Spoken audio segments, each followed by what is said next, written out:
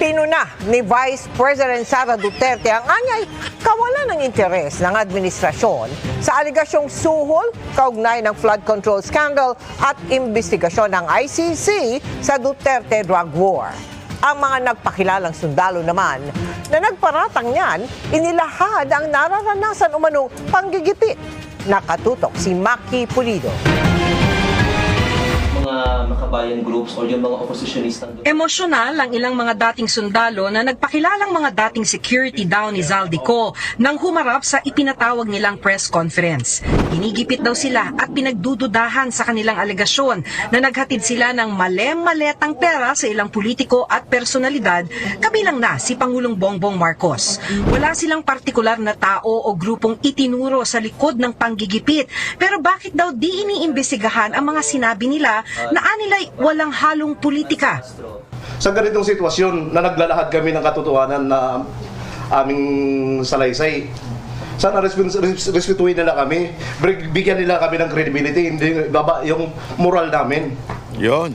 Para ito sa bayan, sir, ang ginagawa namin, sir. Hindi ito pang sarili lang namin. Buhay po namin sa kapamilya namin ang nakataya dito. Hindi namin isusugal ng ganun-ganun lang. Sa press con, matipid. Alam mo, napakaganda nitong binitawan nito, ha? Kasi, alam mo, diniscuss namin yan. Hindi ko muna masasabi ng todo-todo, pero pinag-usapan namin yan. Tinanong namin kay BP Sara Duterte yan, eh. At ang ganda ng kanyang paliwanag dito. Dahil ito, wala naman ho itong mga political ambition. Wala naman po silang plano maging senador in the future. Maging pangulo. Bakit sila magsasalita? Tapos, hindi ito tumanggap. Ang ganda nga din ng pagkasabi ni Mike Defensor. Yung mga nagnakaw na kontraktor, DPWH official, yung mga involved sa mismong nakawan, pinakinggan. Ginawa pa ngang state witness sa mga animal, eh. Diba? Sila na yung nagnakaw, ginawa palang state witness. Etong mga to, hindi nagnakaw. Walang nakuhang pera. At sila'y mapapahamak sa kanilang pag-amin. And yet, sila pa ang ginagawa ng kung ano-anong istorya. Diba? Sila pa ang sinasabing hindi tama o hindi sila credible. Tingnan mo din ng mga gagong nagsasabi niyan, no? Sila na nga yung walang pakinabang at malalagay sa alanganin ng kanilang mga buhay. Tapos sila pa ngayon ang kini-question ng credibility. Yung mga putang inang naging public official ng DPWH, sila na yung nagnakaw, sila na yung nakinabang, tapos sila pa ngayon ang bayani. Ay nako, sana mapakinggan ho ito ng ating mga kababayan. Ang pahayag ng mga dating sundalo, pinanindigan nilang naghatid sila ng pera na nasa 5 maleta sa bahay ng Pangulong Marcos sa Ilocos Norte. 5 maleta po yung dinala namin ni Kong Saldi doon sa bahay. Saan po eksakto? Sa Ilocos po. Saan po sa Ilocos? Yung po, may lake po. Ilan po yung Alam mo, ito doon sa interview na to, sana itong mga sundalo na ito magpa-interview sa atin kasi ginisa kayo dito ng media. Talagang saan ang ano sa inyo, Ito na nga Alam mo, ang maganda dito sa mga na to, organic. Mantakin mo they are willing to answer questions from the media without the lawyer. Dumating na lang huli dito si Mike Defensor Pero nung una, wala silang mga kasama, sila lang.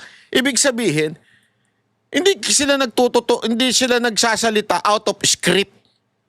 Talaga sinasabi nila, hindi namin alam kung saan bahay yun Basta ang nakita lang namin, may lake. Di ba? O ayan, sinasabi, may lake hindi ho link. May lake. May lake ho sila doon sa bahay daw. May boss? yung may lake. Lake. Nakita rin daw nila si Congressman Laila De Lima noong taong 2025 sa isang townhouse sa Forbes Park, Makati na laging kamiting si Congressman Zaldico. Yung time na nakikita namin siya, ma'am, 2025 2025 po, sa townhouse. sa townhouse po, lagi po siya doon. Kamiting sila boss. Then paglabas niyan, may mga bit-bit na po yan sila na kuan, paper bag. Oh, dito sinisilipan etong mga sundalo. Etong mga magigiting na sundalo natin. Sabi, bakit kasama si De Lima? Hindi pa naman siya congressman yan o congresswoman. 'Di ba? Sinasabi. Tapos meron pang ang hirit diyan na kesyo para bagang tila puro mga anti-Duterte, puro mga anti-Duterte, tama. Kaya iniisip nila na sila ay mga Duterte, 'di ba? Kasi daw puro mga anti-Duterte daw ang mga tila para bagang ibinubulgar nitong mga sundalo na ito. Alam mo, whether you like it or not, si De Lima is a good symbol among the yellow and the pink. At the same time, kilala naman natin na siya yung parang may baton. Alam mo yung sabihin na may baton? Siya yung may command among them. Kasi nga, nakulong daw dahil kay Duterte, napalaya, after ni Duterte, ganyan yung picture nila. Yan yung kanilang kwento eh. Napalaya, kaya ngayon, tila siya yung namumuno sa oposisyon. So ano ibig sabihin yan? Bakit siya kasama doon? Doon sa inabutan daw, di umano, allegedly, sabi nito mga ito, ng maleta. Bakit siya kasama? Hindi pa naman siya congresswoman noon at that time. Kasi nga, nakita naman natin, nagkaroon ng parang deal. Deal among the yellow and the administration. Kaya nga mapapansin ninyo, itong mga yellow, mga pinklawan, hindi bumabatikos, hindi pinagre-resign si Marcos. Hindi nyo ba nakikita? Dati kasi ganito yan. Para lang sa kaalaman nito, itong mga kaliwa, may sariling utak yan. Okay? Kasi nga, meron silang sariling organisasyon, yung CPP, NP, NDF. Noong una, hindi sila bumabanat ng Marcos resign, pero ngayon bumabanat na. Okay? Pero mapapansin ninyo, itong mga dilaw, true sa mga kasamahan ni De Lima, ay hindi pa rin sila hanggang ngayon bumabanat ng Marcos resign. I think, if this security of Zaldico is yung sinasabi nila ay totoo, malamang nakipag-deal ang Malacanang sa mga dilaw. At sinabing eto, tutulong kami sa inyo. Remember, kumandidato karamihan sa kanila. Magkakasama yan. Sila Jokno, De Lima, Bamakino, si Sharon Cuneta, yung asawa niya. Diba? At hindi sila bumabatik. Pansinin niyo yung mga kasamahan ni De Lima, nasa majority. Na dati, nasa minority yan. Dati yan, opposition yan. Galit na galit kay Marcos, nanggigigil kay Marcos. Pero bakit ngayon hindi sila nanggigigil? Dahil ba sa maleta? Dahil ba sa kasunduan na ito? Di ba? Kaya nga, hindi necessary na kailangan maging congresswoman si De Lima para lang masabi natin na talaga siyang tumanggap. Pwede naman siyang tumanggap kahit hindi siya congresswoman at that time. Maybe they have a deal. Maybe, I'm not saying it's true. If itong mga sinasabi ng mga security aid ni Zaldico ay totoo, maybe they had a deal.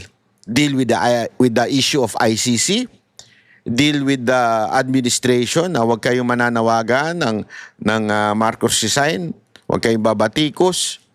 Basta, tingnan ninyo, pansinin ninyo sila, nagkikriticize sila, pero umiiwas lagi kay Marcos at kay Romualdez. Kailan nyo narinig sa bibig ni De Lima at sa mga kampo niya na kinukundena si Martin Romualdez at si Pangulong Bongbong Marcos? Wala. Hindi, totoo. Diretsuhan tayo. Meron ba? Wala. Hindi sila ginagawa yon. Is that the deal? Yun ang tanong . Yan ba ang deal ng administrasyon?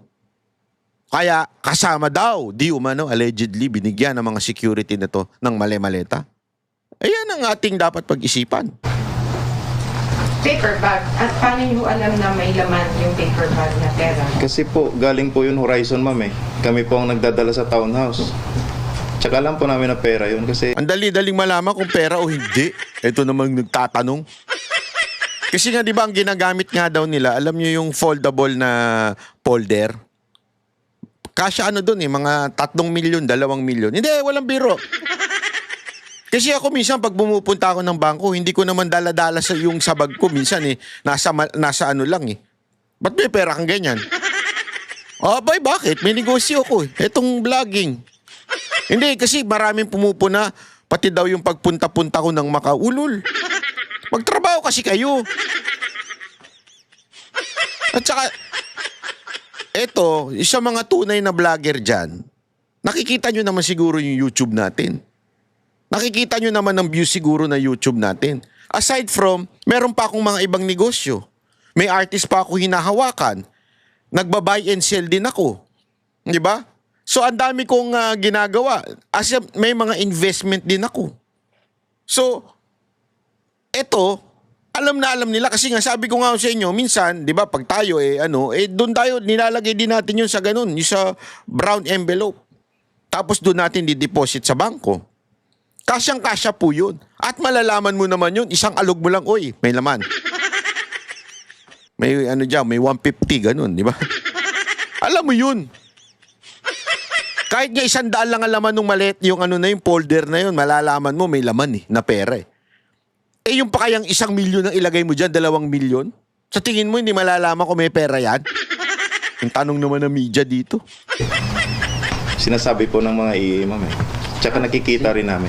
Oh. Tama yun, sinasabi daw ng mga assistant. Natural, sasabihin. Oh, ingatan niyo yan ha, may lamang pera yan. Oh. Pero nakasil dyan.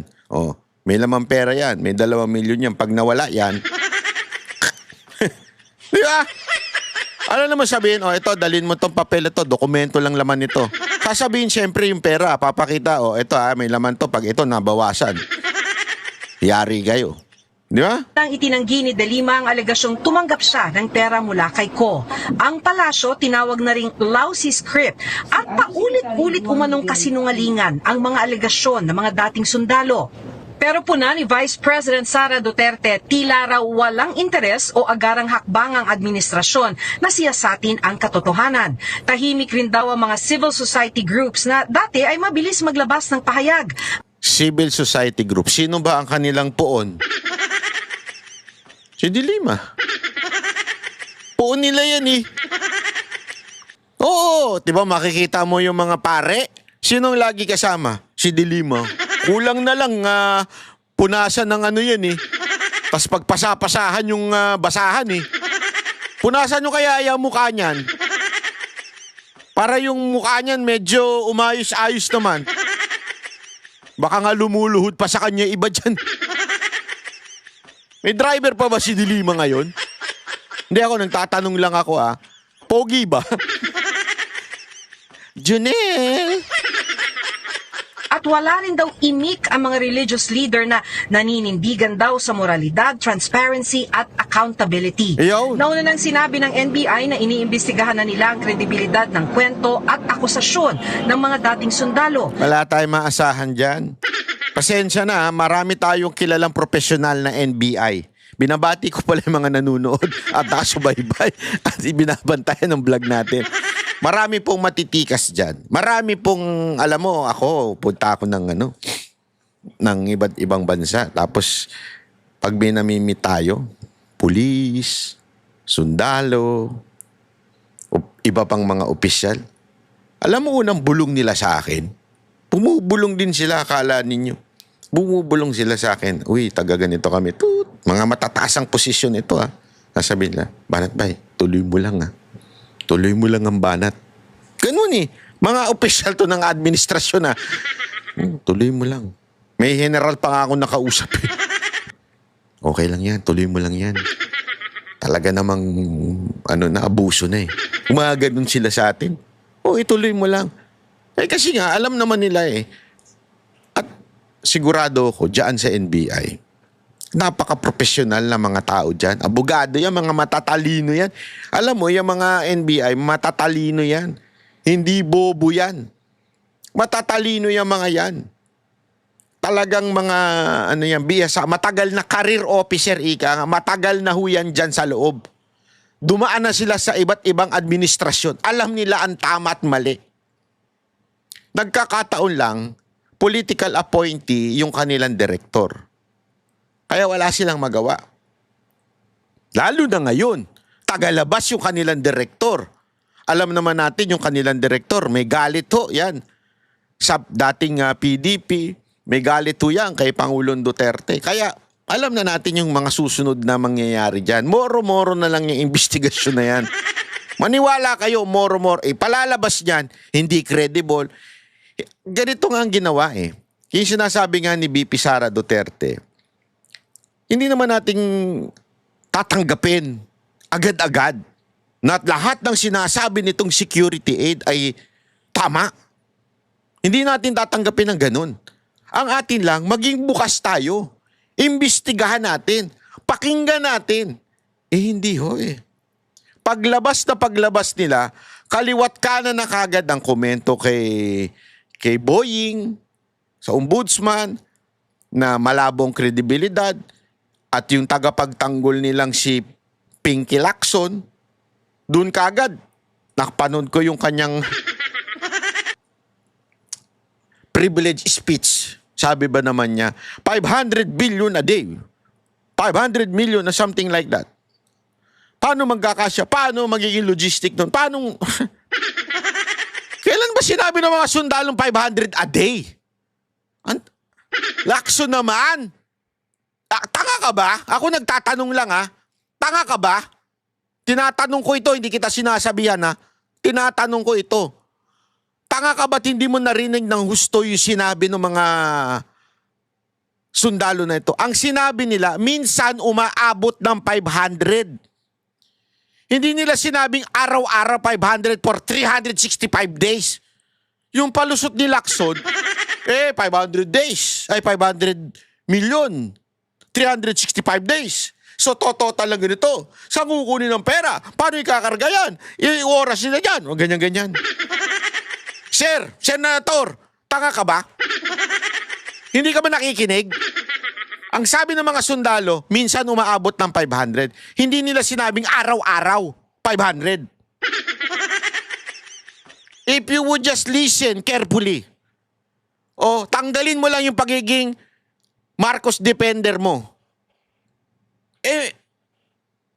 Logical, or sabihin na nating sensible yung mga sinasabi nito mga to. Ibig sabihin, merong katuturan. Hindi natin sinasabing everything is correct. That's not what we are saying. Sabi ko nga sa inyo, sa lahat ng bagay, we have to criticize things. Kailangan natin tignan talaga, tama ba sinasabi nila? Meron bang punto sila dito? O baka naman gawa-gawa lang itong akusasyon na ito. Diba? Pero paano natin gagawin yun kung agad-agad nating sinarado na? Hindi yan, hindi totoo yan. Mali yan. Hindi yan sundalo. Diba? Hanggang ngayon nga sinusubukan nilang tibagin. Pero hindi nila matibag. Alam nyo kung bakit? Kumpleto po sila Meron po silang mga ID at may mga serial number baga. Hindi ko kasi kabisado yun sa AFP. Pero lahat yan, nandun sa kanilang affidavit. Ibig sabihin, noong una, sinasabi lang ng AFP, di ba yung nilabas ni attorney, na sinasabi doon is under investigation or for verification. Sorry, not under investigation. For verification. Pero naglabas na kagad ang AFP na hindi ma-rinse yung ganito kadami. Pero nakalagay lang doon for verification. Diba? Meron niya ako nakakitang video Hindi ko lang makita ngayon Ipapakita ko sa inyo. Dito, pinuntahan ni Esperon. At tila para bagang kanya pong tinignan. Ito. Chotomate. Meron kasi dito kung sino ka man, Kuya Jay, pahiram lang sandali ng iyong video. Huwag ka magagalit, para sa bayan to, hindi para sa atin to. Kasi pinuntahan siya ni Esperon. Ipapakita ko lang sa inyo. Maganda ho itong video na to eh. Makikita mo dito na sila po ay talagang mga lehitimong sundalo. Kasi alam mo, iba ang tindig nito ni Esperon. Talagang makikita mo talaga na may tindig ito. Talagang inusisa niya itong mga yan. Inusisa niya itong mga Marines na daw na ito. Sinigurado niya, talaga ba kayong mga Marines? Tinanong niya isa-isa. Eto. Ako, yari ka, Esperon. Retired General. Baka bukas, i-libel ka na rin. Trillanes. Alam mo naman si Trillanes eh. Hindi yan. ka nag-force pero nag-retire ka. Yes, sir. Ikaw, nag-awal ka ba? Yes, sir. Ilang araw? Naman, sir. Madali na, sir. Ganun naman tayo, may awal-awal, hindi kayo pinatawan. Hindi na, sir. Yan na yung order. Pero gusto mo pa sanang bumalik. Yes, sir. Yung type Anong unit mo? Philippine pa rin, sir. Saan nga? Saan dati? Pasensya na kayo ha? Yes, sir. Saan unit ka? Philippine Battalion, sir. 11 saan? Yung time niyo, sir, sa Sambonga. Sambonga. Saan doon? Dun sa sir? Anong rango mo niya? Type 8, sir. Pwede. Ikaw. Yung BLT na dyan. Saan? Tawi-tawi, sir. Saan doon? Anong rango mo na? Private, sir. Anong kaso mo? Deserter, sir. Deserter o un? Deserter, sir. May kipis, sir. Anong rango mo na? 8 Battalion, sir. Saan? Sa Pumarsulo, sir. Sulod? Ay, sir. Sulo. Anong rango mo na? Private, sir. Anong oras ka na? Anong year? Ano yan, sir? 2021? Bago lang, ikaw. 2001, sir. Classmate mo kayo? Hindi, sir. Officers. Binlag to sa M27 sa Palimbang. Limbag? Yes, sir. Anong rango mo naman? Corporal, sir. Anong kaso? Administrative. Admin? Yes, sir. Okay. Wopan, sir. O ba? NGLT po, sir, sa Cotabato, sir. Sabato? Yes, sir. Cotabato City. Ano ba tayo doon? Hindi, sir. Magpasaman pa ako dito. Ito, siya sumusuntok sa akin ng Chocobista. Pag nagkamali ako, siya sumusuntok sa akin.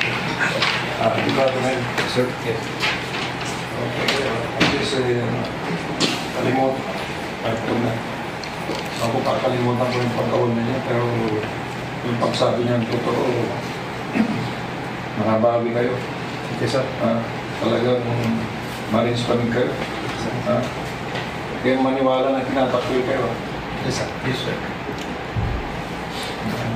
Huwag kayong maniwala na tinatakwil kayo ng Marines. Matindi yan. Matindi yan, yung statement na yan. This person will not talk that way. Ito po ay si Esperon. Ito ho ay may mga kontak sa loob. Ito ho ay ginagalang ng Armed Forces of the Philippines. Huwag kayong maniwala na kayo ay tinatakwil. Matindi ang mga gayang statement. Ang gusto lang natin, ma-investiga kayo, kaya yun, pinapakita natin. Ano? Pinapakita natin. Kaya pinapakita natin kung anong na-obserbahan, di ba? Masama ba magsabi ng, halimbawa, pinagpatrolya kita, pag nag-report ka sa akin, anong gagawin ko? Kung ako yung platoon commander mo, Maniniwala ka, sir, sa maniniwala ako, o tanungin ko yung iba, yun. Yes. Ganun lang yun eh. Kaya patunayan natin. Salamat sa pagbibig ninyo, ha? Huwa! Wa! Yan, ha? Ayan. Napakalinaw ho. Ito, tuloy natin yung kanina. Yung balita kanina. Ito. Tuloy natin. Sa inisyal na impormasyon ng NBI at Ombudsman, ilan daw sa mga sundalo may kinakaharap na kasong kriminal. Kasama raw sa iniimbestigahan ang mga personalidad na umano'y nasa likod nila. Giit naman ng mga dating sundalo, Hindi kami pro Duterte lahat. Yo. Hindi kami pro BBM din. Neutral kami, sir. Nagtrabaho ordinaryong Pilipino lang, sir. Wala pong sumusuporta. Masarap sana ma-interview mga ito. Kung nananawagan tayo kay attorney at sa mga Marines na manunood nito. Gusto namin kayo ma-interview para mailabas talaga natin lahat. Kami yung Banateros talagang sa Vox Populi every Saturday. Diyan talaga nagte-trending. Lumalabas talaga ang tunay. Huwag niyong hayaan na media lang ang gigisa sa inyo. Hindi lalabas itong mga putang inang media na ito, itong mga pukinang inang mga bayarang media na ito, hindi naman sila nandyan para alamin ang nalalaman ninyo. Nandyan sila para humanap ng butas, para magkamali kayo at gagamitin nila sa balita nila. Dahil bayad nga po sila Bayad nga po sila para maghanap ng ikasisira ninyo. Doon kayo sa mga talaga maglalabas ng katotohanan. Doon talaga sa papabayaan kayo magsalita at sabihin ninyo yung talagang nalalaman ninyo. Yun lang sa akin. Para talagang magkaalaman. Amin. Kahit sino sir, nasa label po kami, hindi kami lumapit kung kahit sino. From the group, Sa press conference kanina, dumating sina Mike Defensor at dating AFP retired General Hermogenes Esperon. Suportado ng dalawa ang mga dating sundalo.